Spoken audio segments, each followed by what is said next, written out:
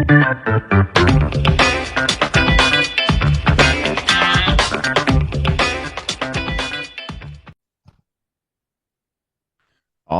right. Welcome back to another episode of the Real Estate Investing Club, and happy Friday, everybody. It is always Friday here on the podcast. So I hope you guys are having a great day and we can bring you some of that Friday energy. We got Chris Lento with us on the podcast today. Chris is a multifamily guy. So this should be an interesting episode for all you guys out there who are interested in apartment complexes. Chris, thanks for hopping on the show. Yeah, thanks for having me, Gabe. Absolutely. Oh, and I forgot to mention EM Capital is Chris's company. I always forget one small detail when going through the intro. But Chris, I told you before we got on here, we always like starting with stories to hear how people got to where they are. So why don't you take us back to the beginning of your story in real estate and tell us how you got here? Sure. So I'm from the Boston area. Graduated from college with a mechanical engineering degree and got a job at a defense contractor, effectively in the Boston area. And moved into a three-decker, which is kind of a apartment style that's really popular here in Boston, just three apartments on top of each other. And quickly it was like, oh, we're paying a ton of rent. And there's three units. Like, who's making all this money and how much do these cost? And I just like kind of dove in. So I had my job and it was, fine. It was my first job. And started reading books and talking to brokers and just was really interested in this whole concept. And there was no podcasts and there wasn't a lot of like online stuff at the time. This was 2000. Okay. So it was really books. Like, I read a lot of books and talked to a lot of people. And then 2 years later, I bought a 4-unit in kind of a rougher neighborhood in Boston and lived in one, as people moved out, renovated them, increased the rent. And it went really well. And I was, it was interesting. So I kind of was doing that on the side, doing my regular job. That went well, was able to save enough money that I bought another one, moved into that one. So, same thing, used, standard financing where I could put, 10% down. Well, yeah. Because they were owner occupied.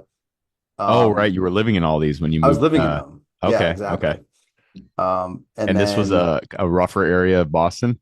Yeah, it's kind of near the airport. It's actually, hugely gentrified now. Yeah. But at the time, it was not a very popular area. It wasn't dangerous or anything. It just was not a great area. Right. Okay. So I could afford it, really, and then I thought it was great. My plan was to just sort of add one a year or, every 2 years in parallel with my job. And I never really thought of it as like a career. And then the financial crisis hit and like everything went underwater, meaning that, the loan was worth. Oh yeah, like the loans were, at or above the value of the buildings, on paper at least. Right. But rental rates didn't change in Boston. Like, I was still paying my mortgage, still making the same cash flow. So it was a bit of like kind of an ego hit, like my net worth went down. Yeah. But on a daily basis, it didn't really change a whole lot. And you didn't have variable rates. You had no, I had 30-year AM fixed rates. Yeah. Because they were, residential. Mortgages, so at low rates. I thought it is 4 units is the cutoff for residential to commercial. Yeah. Yep. Okay. So I sort of saw it, but it wasn't. All it did really was make me more skeptical of real estate. It didn't blow me up or anything like that. But it did dampen my enthusiasm. So like during that time, it was like, all right, well maybe I'll put this on hold for a while because it's not as great as I thought, but it's right. And then, I continued my career and then shortly after that, started ramping it up again, did some cash out refis, grew that property, portfolio up in the Boston area and got a lot more serious about it. So now I'm in my like mid 30s and thinking, all right, how do I make this a career? I got to the point in my career where I could see sort of where the trajectory was. And it wasn't that interesting to me. Right. It was a lot of travel. It was, I was an engineer and now at this point I'm a program manager. It's a lot of travel, a lot of flying meetings, here, going there, flying to the West Coast. I had a daughter and so I scaled up and I came across the idea that, there's different markets have different cash flow profiles and different appreciation profiles and that, your market isn't necessarily the best market to meet your goals. So how could I invest in other markets effectively. And you always hear that you want to be in your backyard for real estate. And there's a value to that, but there's also a value to, targeting markets that have the right population growth and job growth, and city planners that have a vision for the area.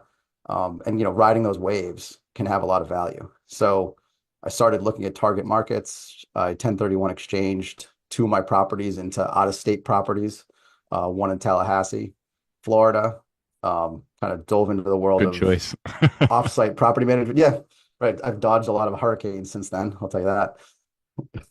Um, and they've worked out really well. And then at that point, I felt like my model was solid enough and proven enough that I was confident in starting my company and moving to it full time in 2017. Nice. So That's sort of a long road, really. I mean, I was that's doing real also estate really for good 15 timing. years. Yeah. Yeah, 2017, right before the hockey stick took off. Right. Right. Um, so nice. I like that a big part of your story is the selection of markets. So many people, like I'm in a West Coast city, coastal cities, we're looking at the markets that we're in. And like when I first started, I focused on multifamily, but I'm in Seattle and I'm looking at these numbers and I'm just like, Yep. how do you make this make sense? I mean, they're selling for like 4 caps, 5 caps, and it's just I could not make it make sense in my mind how this could be a career for somebody when you're buying at such a low cap rate and you just can't see that cash flow. And so you really started there. You're like, okay, I'm in a coastal city, but there are other markets that are more focused on cash flow where I can actually make this into a lifestyle. I can actually turn this into a business that brings me income to live on. Let's kind of start there and take that as the focus. How did you go about selecting the market? You mentioned Tallahassee. You were looking for cash flow. What did you do? Take us through, step by step. How did you go about selecting that? Yeah, so I was looking for markets that I was going with the tide. So had population growth, job growth. We're going kind of in the right direction. And like you said, Boston's a coastal city, and there's always really strong rental demand because we're supply constrained, but the cash flow is so low because the prices are very high. So I was looking for mainly properties of the size that I could 1031 what I had into. So I sort of knew Mm, my buy box, and it was kind of narrow mm, because I had a certain amount of cash that I was going to roll. So I started looking in markets that I thought were up and coming, but not hot. So okay. I looked at the And Milken. how do you define up and coming but not hot? Like what were Yeah, give right. me some So metrics that you were looking at? yeah, so the Milken Institute puts out an annual best cities report, You said which I Milken? I like. actually haven't heard of that one. Yeah, yeah, the Milken Institute. It's a California institute, and Hmm. every year they put out a best cities report, and it's got a lot of metrics in it, like tech job growth, cost of living, innovation. It's not a multifamily report. It's kind of like a city rating. Mm-hmm. It breaks it up into top tier cities and second tier cities by population, and it gives you a good kind of yardstick to say what cities are going in the right direction and what aren't. Yeah. So at the time, I was looking. I wanted to see cities that had a big jump, but were not in the top 50. Okay. And Not in I'm the not top saying that 50 in that's terms of population or in terms of growth. no of their best cities ranking. So I like to be in a city Oh, that has got at it. least 200,000 population. So I don't want to be anything smaller than 200,000 just from a jobs economic base perspective. Hmm. And then at the time I want to be not in the top 50 on their ranking of best cities, Right. but So have a that means that significant they're not jump. hot, quote unquote. Yes, Like if they're in the exactly. top 50, you would consider them to be a hot market. People are flocking Absolutely. there already. Yeah. Yeah. And if you start looking, there's a lot of like rankings of cities from population growth to job growth to just hot city lists, and Yeah. the same ones start to pop up, right? Like Yep. the Austins, Yep. Raleigh, Nashville, Provo, Utah is always up Dallas, there, Fort Worth. Yeah. Nashville, exactly, exactly. So I wouldn't say that that's my philosophy right now as far as Mm, avoiding those hot markets. I think we've got big enough and we've have enough broker relationships that we can get into some of those kind hmm. of top markets.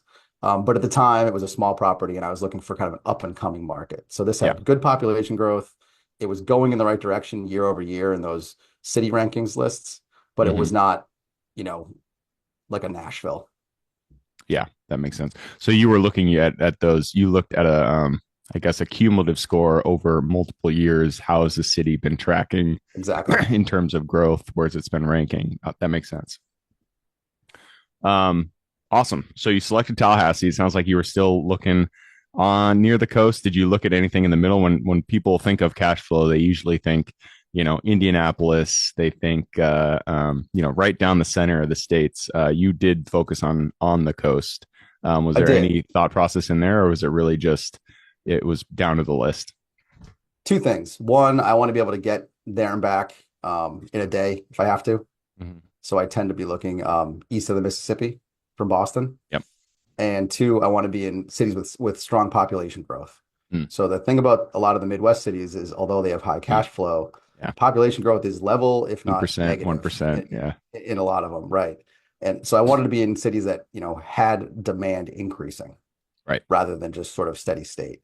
And the reason for that is, the sweet spot of a market is it has strong cash flow and it's transitioning into an appreciation market. Hmm. And I'll say like Raleigh, North Carolina, 5 years ago was that. Yeah. You could get good cash flow, but now it's a coastal city. Yeah. It's a five cap city. So if you can hit that transition, you can sort of get in on the cash flow and then exit um, on an appreciation focus model. Yep. So that's sort of what I was looking for. And Yeah. that tends to be coastal cities where people are moving to. I mean, Atlanta's not a coastal city, but it's a big metro where people are moving. Yep. Makes sense. And so how is your strategy? How has your focus changed? I mean, that's a really good model to use, especially when you're just getting started. Eventually you find that you kind of, or at least from my perspective, you find that you kind of tap out, not necessarily tap out. There's always opportunity, but you just find that it's better to start to broaden your focus, I guess. So how has your strategy since then evolved? Have you focused only on Tallahassee, or have you started to move out and look into different cities? Yeah, we moved out into different cities and into bigger cities, really. So, really right now we're looking at the 85 corridor. So we look for Raleigh down to Atlanta. Oh, okay. So Raleigh, Charlotte, upstate South Carolina, look at Columbia, South Carolina, and Atlanta. Because there's enough population and enough properties in those markets that you're seeing a good flow. So, if we just kept looking at Tallahassee, I think I just saw something come out. I think only 4 deals over 100 units have closed in Tallahassee this year. Oh, wow. That's just not enough volume Yeah, for, to be active in the market. makes sense. So, I don't think you can look at too many markets. You have to be focused enough so that you can understand, okay, that's the bad area of the city real quick and just get that property right off the list. Um, but just focusing on, say, one market, you're going to miss out on opportunities in other markets. So Yeah. right now we focus on four major markets. Okay. And you guys only do multifamily? Have you looked at other assets, or is it just you're focused in multifamily is the one? We're focused in on multifamily. Yeah. I mean, I'm, interested in some other asset classes, and I've invested as an LP investor in some retail Okay. strip malls.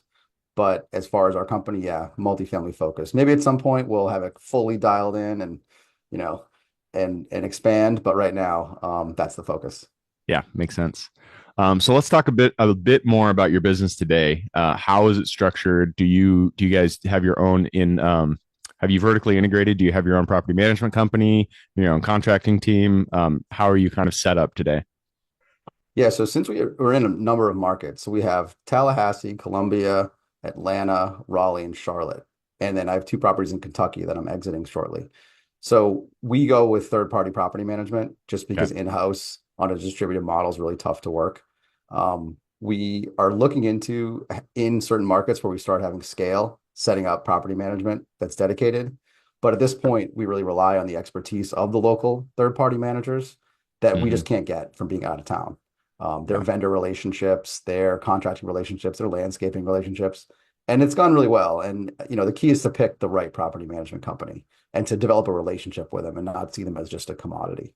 Yeah. Really look at them like a partner. Yep. Yeah. Finding a really good property management company, especially I would say on the smaller end, if you're looking Yep. at properties that are a little bit smaller, under the 100. Uh, Apologize 1 second. All right, sorry about that, guys. I am still getting over that cold that I got like 2 weeks ago, and that lingering cough is just hanging around, and it's annoying the crap out of me. But we're dealing with it. Jumping back into this, we were talking about property management. So finding good property management, especially on the smaller end. I mean, I found for mobile home parks, for RV parks, for self storage facilities, it's really hard. How have you dealt with sourcing new property management companies? So I've certainly had a lot of experience in this. I have three properties in the 30 unit range, in different markets. And I think that's right in that sweet spot of difficult to find property management. I think you can find good property management for condos and single families because there's a lot of property managers that are focused on that. They can kind of handle up to say 6 units solidly. And then once it gets above that, they say they can, but they're not very good at it. So then you need to find companies that sort of focus on that, say 10 to 50 units, and there's not many of those because I feel a lot of the good ones quickly realize the money's in the bigger units and they grow out of those units. But really it's recommendations, Mm, triangulating on brokers, lawyers, insurance brokers, lenders, who do you know that has properties this size that is happy with their property management? Or can I just talk to them and find out who they're using and a lot of triangulation. yep. And this one property in Kentucky I've had for 5 years, and I've had five different property managers, Oof, and that it's sucks. including it's a 67 unit, including an on-site handyman and leasing agent that we just hired direct, Mm, and just we were the property managers, yeah, which it went the best it did with them, but it's a lot of work. yeah. And um, the minute that on-site woman moved and quit, it fell apart and we had to bring in someone else. So certainly difficult, I would say. If you're looking at 30, 40 unit properties, make sure you definitely have a good property management company lined up and view that as the key to success for Yeah, that as property. as a resource. And I like the that you called out property managers. It's not only the work they do, it's also the people they know. So when you get a good property management team, they will know they will have pre-existing relationships with contractors who, if you were starting up shop in this new metro yourself, you wouldn't know who to go to. These people already know. So when something happens, they can call them, they can get it taken care of pretty quickly. Right. And they have a scale, so that person will answer the phone. If you just call up the local, I don't know, foundation specialist, and Yeah. they view you as a one-off job, you get treated very differently as they view you as, oh, yeah, we do, $250,000 in business with this company every year. We need to Yep. keep them happy. Yep. And that Absolutely. goes a long way. So before we move into the quick question round, let's talk about the next couple of years for you guys. What does it look like? What is your goal? And yeah, what are you trying to do? So we have 100 million in assets under management right now. We want to grow that to double that in the next 2 years. Um, and it's been very slow for the last 18 months. Interest rates kind of killed the deal volume in multifamily, as most real estate asset classes. We're starting to see things loosen up right now. Have some interesting acquisition opportunities in process. So we're really seeing that things will start open up early next year. My general take is that everything's slow in real estate, Yeah. right? So early next year is probably the end of next year. Yeah. Uh, there's a huge time delay in, something happens, it takes a long time for it to kind of filter through and get everyone used to new pricing or new lending rates.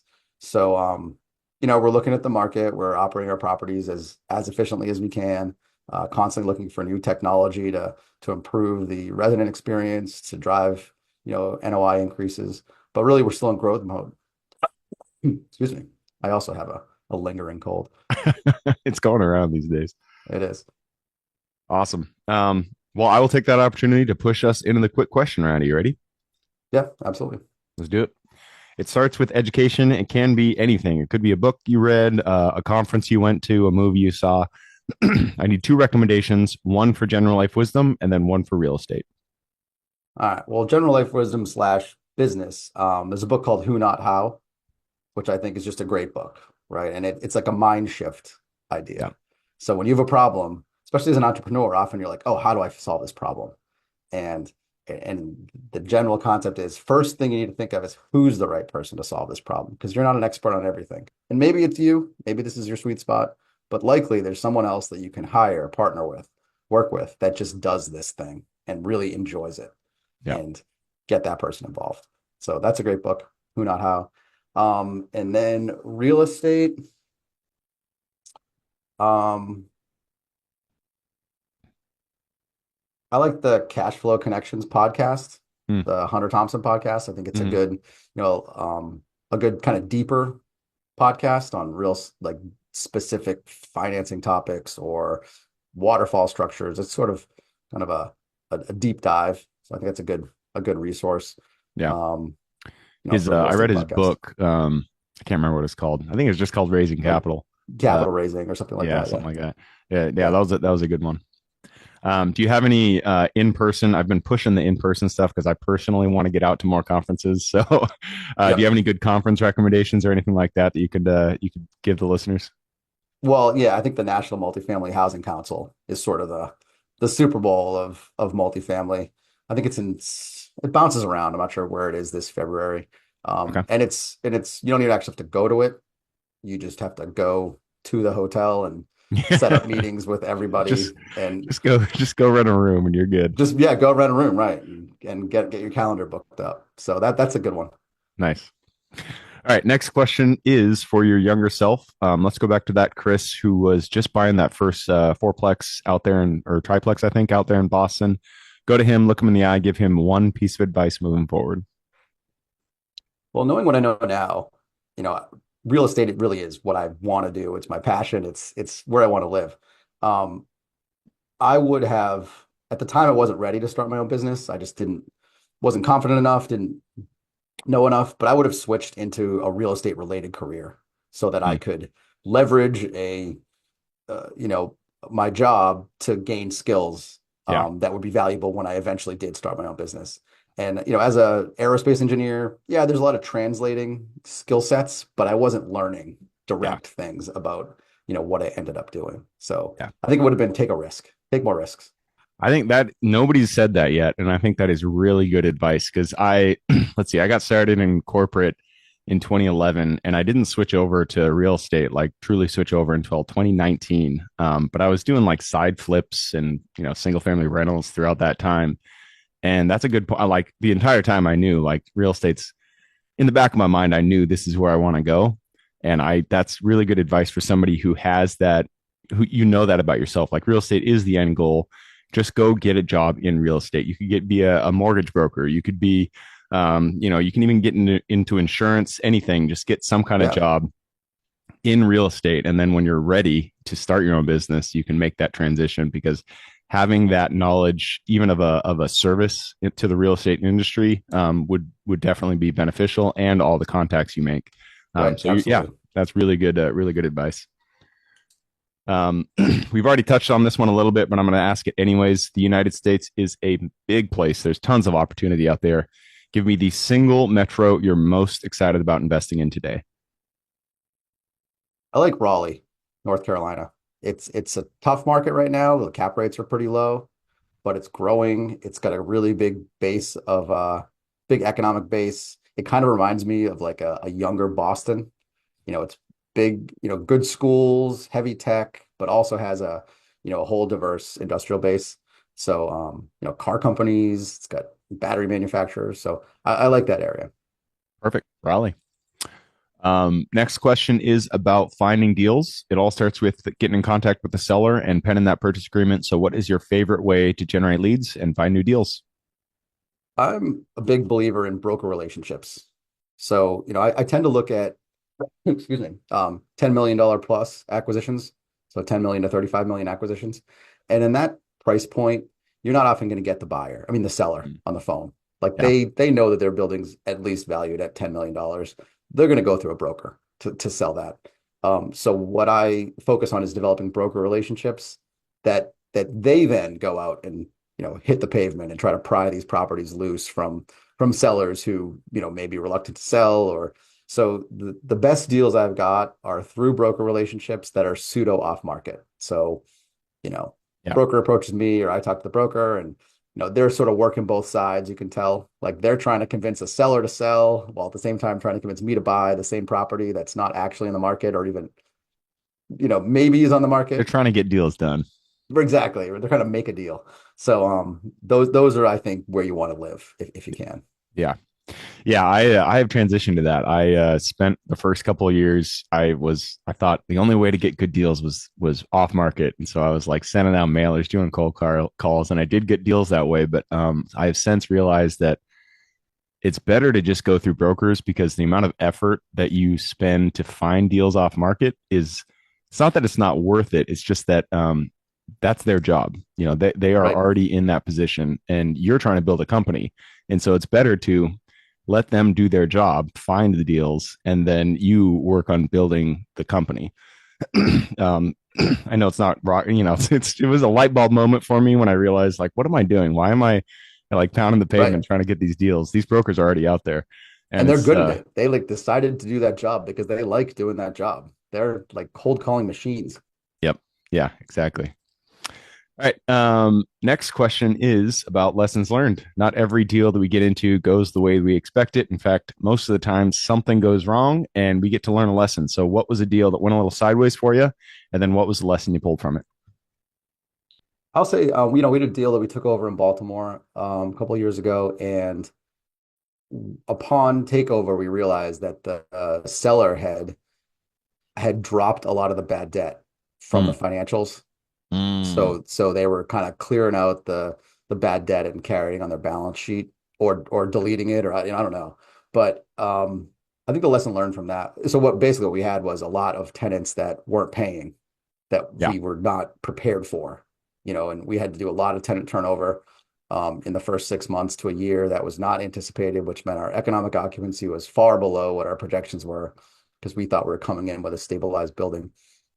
And I think the lesson learned on that is just to do more due diligence up front, Yep. and to kind of push on those, the financials you get from the sellers. And Mm-hmm. when really, do they look too clean? What's Yep. going on here? Yep. And to dig. And it's sort of interesting in real estate that you just take those at face value, right? Yeah. Like there's not an audit that happens when you buy a company.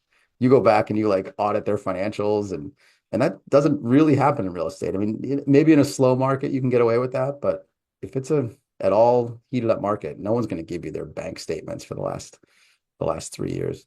So Yeah. just paying more attention to that side of it, like what doesn't smell right on a financial statement, and digging. Yeah. Yeah. I'm shaking my head vigorously because we're going through a deal right now. And there were a number of things. I'm not going to give any specifics on it, but there were a number of things in their P&L that we were looking at. And they basically just didn't turn out to be exactly what they looked at on the surface level. And there were some missing expenses that weren't represented in the P&L. And when we did add that back in, it cut the NOI almost in half. And Yep. so it's just really don't take what the seller is. I don't want to say because sellers, not all sellers are bad. I mean, they're not out trying to screw you. Some of them are, but they're not. It's just you need to make sure to underwrite the property to make sure that the P&L makes sense to you specifically. Even if the seller says it's one thing, don't take it on face value. Dig Right. deeper. So, yeah, good lesson. A lot of people are underinsured out there too. Oh yeah, good point. That's Like just because their insurance says it's 500 a unit, your insurance is not going to be 500 a unit. yeah. And one other thing on this same deal, not related to the first one, their property taxes. They didn't mention that they had been reassessed this year, and it had more than doubled. And so when we found out, we were like, yeah. So it's you always got to really dig deep into those numbers because you never know what's going to come up. All right. Next question is about raising capital. It does take money to make money in real estate. So, what's your favorite way to raise capital? So we raise capital kind of in two ways. One, we have a investor network that we, keep in touch with regularly, and then put our deals out to, and raise through that. And then we also have two other companies that we work with on a regular basis that we partner with, and they have GP roles as well that raise capital for us. Oh, okay. Um, so it's sort of like, it allows my company, we're only three people. It Mm, allows us to have a bigger company feel. yeah. So the other two companies have about five people each. We partner kind of as a three company group, and then raise collectively, and then we kind of divvy out what the roles and responsibilities of the whole, life cycle of the property. So it kind of allows you to do what everyone does well and to kind of dynamically change the size of your company depending on what deals you have under contract. So I think, strategic partnerships, I suppose, would be, the answer to that. And Yeah, then I we think also started looking at pref equity, kind of institutional capital on some of our bigger deals, which has been interesting.